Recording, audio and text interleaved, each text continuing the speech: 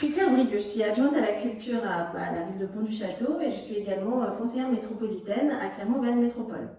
Sur le site de Pont-du-Château, on évoquera la plage des Palisses, qui est en contrebas du centre-bourg. Alors les usages, ils ont un petit peu évolué au cours de ces dernières années. On a une piste cyclable, la voie verte, qui a été récemment terminée le long de la plage des Palisses, le long des rives d'Allier, et donc ça nous a amené évidemment beaucoup d'usagers. Les Castelpontins avaient l'habitude de s'y rendre et ont toujours l'habitude de s'y rendre pour s'y promener, s'y rafraîchir, mais aussi pour y jouer, puisqu'il y a des espaces de jeu pour les enfants, il y a des barbecues, c'est là que se déroule la fête de la friture, on a le feu d'artifice, et puis même quelques personnes qui essaient de s'y tremper les pieds.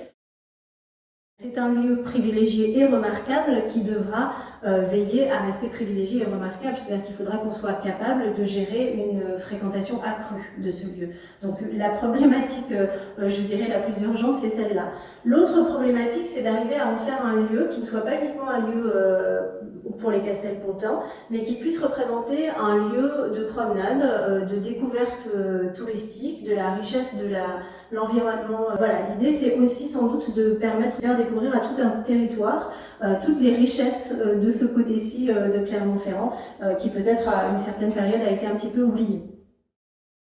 Le besoin de rafraîchissement, il se fait de plus en plus évident et de plus en plus essentiel.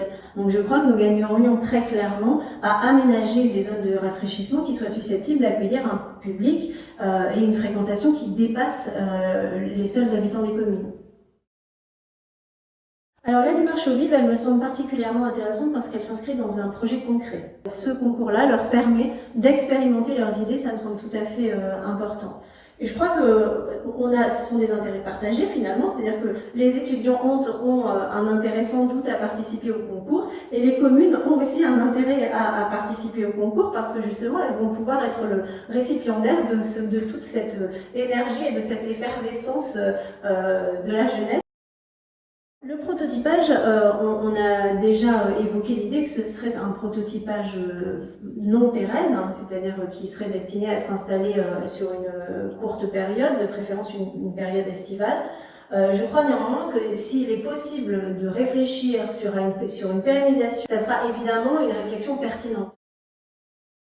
Et puis, dans la mesure où il s'agit aussi d'un concours d'idées, je crois que ça permettra aussi d'inscrire les sites dans une réflexion plus globale, plus générale, sur une possibilité ou non de baignade, sur la manière dont, dans l'avenir, on peut inscrire des projets d'îlots de rafraîchissement sur un territoire susceptible d'intéresser et de faire participer l'ensemble de la population.